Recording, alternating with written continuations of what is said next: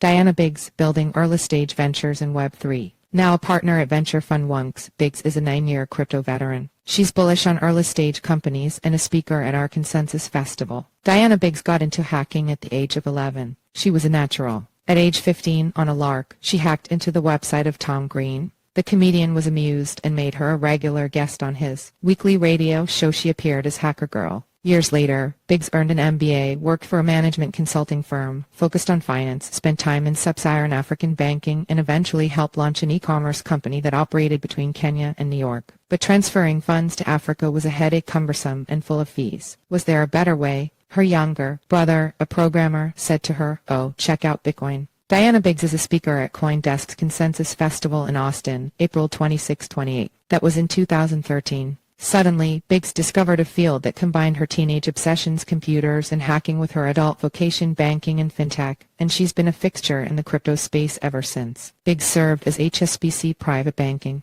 Global Head of Innovation. She was the CEO of Valour, and now she's a partner at Wonks, an early-stage venture capital fund. It's really tough to be an entrepreneur, says Biggs at a recent interview at a Denver cafe. Biggs knows. She's been on both sides of the table in scrappy startups and in deep-pocketed investment firms. So she shares some hard-earned advice on what founders can do to get noticed by VCs, what it's like to work at a fund. Spoiler alert, it's not a cushy gig, and why her prediction for the space is tremendous growth. Interview has been condensed and lightly edited for clarity. You joined Wonks in October 2022, right in the depths of crypto winter. How has the bear market impacted your work? In some ways it hasn't. One of the reasons I was excited to join Wonks is because they're very crypto native, working with builders across crypto and Web3. So I'm getting closer to the tech. And when you get closer to the tech, you're less fazed by the macro environment. Yeah, I would say so. Especially for earlier stage projects. When you're a larger company and you have clients across lots of different sectors, then the overall economy will affect you more in broader strokes. What most excites you in the space right now? What are the use cases that most of us are overlooking that no one is talking about? Well, I don't really know what people are talking about, but one new area we're really interested in is on-chain gaming. It can unlock a lot of interesting opportunities both on the demand side and the supply side, with people creating games that could inspire, games that you haven't even thought of.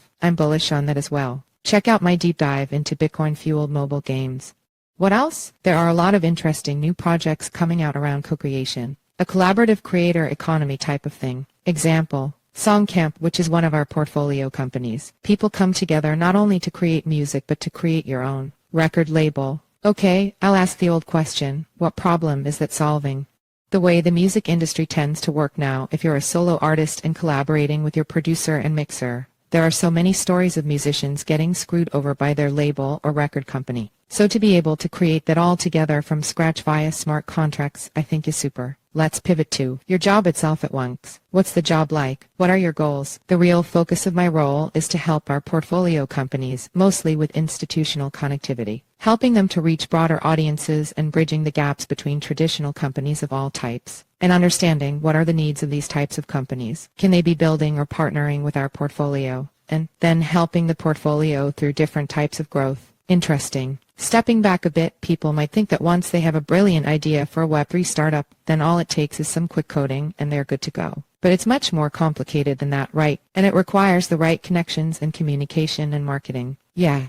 Some people might just need conversations to understand an institutional market. Others might need other kinds of support. There's one portfolio company I'm working with that's a highly technical proposition, so I'm helping them develop their messaging and working it through in a hands-on way. What are the most common things you help the portfolio companies with? I'd say a lot around messaging, developing propositions, making introductions, and helping to frame certain strategies. What's the average age of people you work with? Are they all 22-year-olds? Not everyone, but most people are probably mid to late 20s. Your age. Exactly. What are your hours like? The team works extremely hard, and I'm kind of always on, just like the space. But they love it. This is a group of incredibly passionate individuals. They would have to be for the amount of work we do. For real, though, what kind of hours do you work, if you don't mind sharing? Yeah.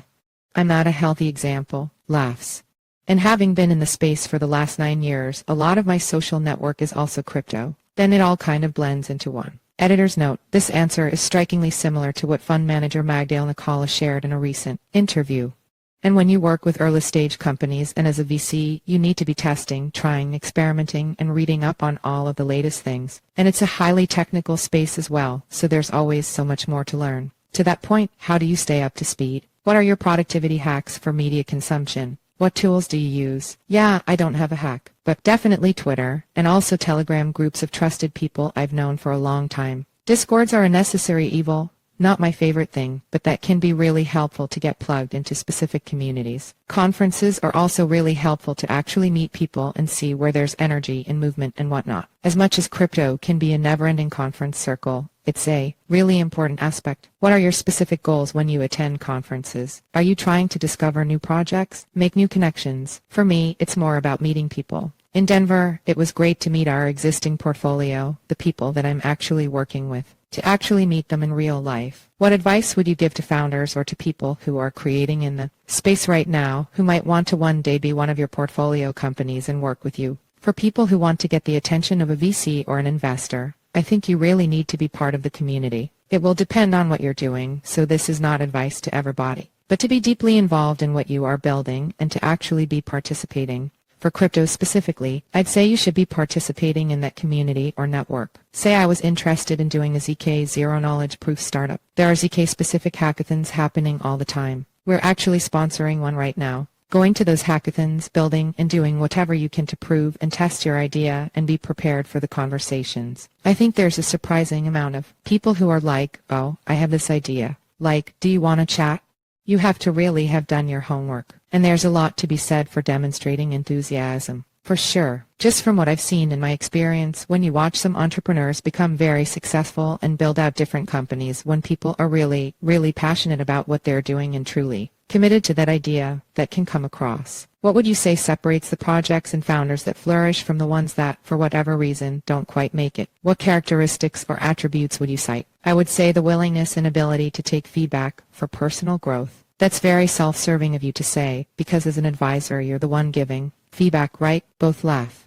This is also from my experience having been on the leadership team of a number of different startups. When you're building a startup from experience, it takes over your entire life. You have to really believe in your idea when everyone else is telling you, no, it's crazy, and that it can never happen. That's how the best ideas start. So on the one hand, you have to stick with your idea and really believe it. And then on the other hand, you have to be able to understand when something isn't working and then be able to pivot and grow. I think it's very difficult to think of any company that didn't have some kind of pivot or a need to change course. To your point, it's been a while since Apple has focused on desktop Macintoshes. Yeah.